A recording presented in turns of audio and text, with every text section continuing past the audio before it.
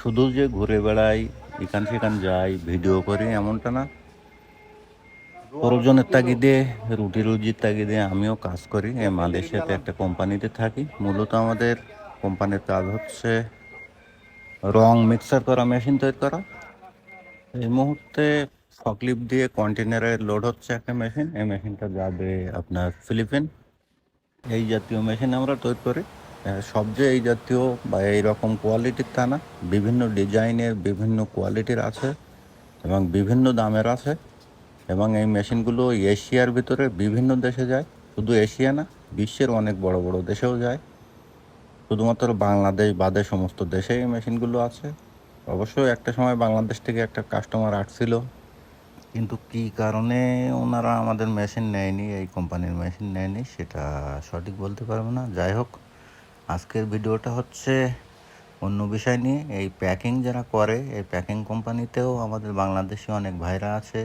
তারা যখন আসে তাদের সাথে গল্প গুজব হয়, ভালো মন্দ জানা অজানা অনেক কিছু কথাবার্তা হয়।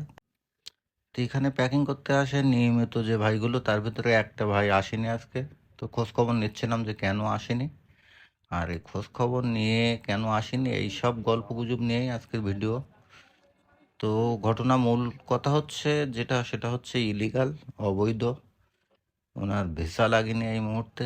ভিসা না লাগার কারণে এই যে পথে ঘাটে কাজ করা খুবই কষ্ট। পথে ঘাটে পুলিশ পালাশে ধরে। আমার এলাকার অনেক মানুষই আছে যাদের এখন কাজ নেই, কাজ শূন্য। আমার কাছে মাঝে মধ্যে কাজের জন্য টেলিফোন করে। আমিও টুকটাক কাজ পাই, কিন্তু সমস্যা হয়ে যায় ওই একটা জায়গায়। সেটা হচ্ছে যে হয়তো বা কাজ ভালো, কিন্তু যে কাজ খুঁজছে তার ভিসা নেই, ইলিগাল। আবার হয়তো অনেক সময় হয় কি যে পথে ঘাটে কাজ, রাস্তাঘাটে পুলিশ পালাশ ধরে। এই সমস্ত বিষয় নিয়ে আলাপ আলোচনা বা এই ভিডিওটা। তো দেখতে থাকুন আর উপভোগ করতে থাকুন। আজা কোন জায়গায়? হ্যাঁ, আজা কোন জায়গায়? আজার নেই, কাজ কাম কি কম? কম আজকে যাই 5টা বাজে যাবো। আর আপনি গেলে যাওয়া হয়েছে এই যে লঙ্কা না হ্যাঁ, ওখানে অপোজিট।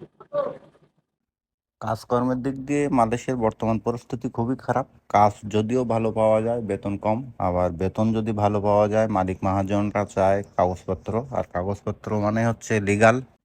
অবৈধভাবে পথে ঘাটে বেরোলে যেমন পুলিশ পালাশের ভয়, তেমনি কাজ পাওয়া খুবই কষ্টকর। আর লিগাল থাকতে গেলে দরকার টাকা। এখানে এজেন্টেরও অনেক টাকা পয়সা দিতে হয়। মনি ভাই, সে ভাই কই? সে ভাই আর একটা হালকা ভিসা মাতি বাইরে নিয়ে যায় না নাকি? কি বিপদ! একটু আগেই খোঁজ খবর নিচ্ছিলাম যে ও ভাই আসেনি কেন আজকে কাজে। তো ওই শুনলাম একটু আগেই যে বাইরে গিয়েছিল কাজ করতে। কাজ করতে যাওয়ার পরে পুলিশে ধরে ও থানায় নিয়ে গিয়েছিল। পরে ওই মালিক মহাজন গিয়ে অনেকগুলো টাকা খেসারত দিয়ে তারপর ওকে নিয়ে আসছে। তো মালয়েশিয়ার বর্তমান পরিবেশ পরিস্থিতি হচ্ছে এরকম। ভেবেচিন্তে আসা ভালো। ভিসা না থাকলে বাইরে কাজ করতে গেলেও অসুবিধা।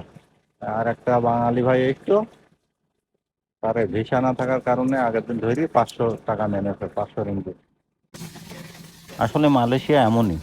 যদি কোনো রকম কাগজপত্রের ভুল ত্রুটি থাকে, আপনি যদি লিগাল থাকতে না পারেন, এখানেই কামাই করতে হবে, এখানেই দিয়ে যেতে হবে। আর যদি আপনি লিগাল থাকার চেষ্টা করেন, তা প্রতি বছর গুনতে হবে আপনাকে কাড়ি কাড়ি টাকা। আছে পেরেক আছে, পেরেক আছে, পেরেক থাকলে আবার বিপদ। আমাদের গাড়ি পার্কিং করতে হবে না ভিতরে? তো যান আর কি, যান। আবার দেখা হচ্ছে, আবার দেখা হবে নি 2 সপ্তাহের ভিতরে।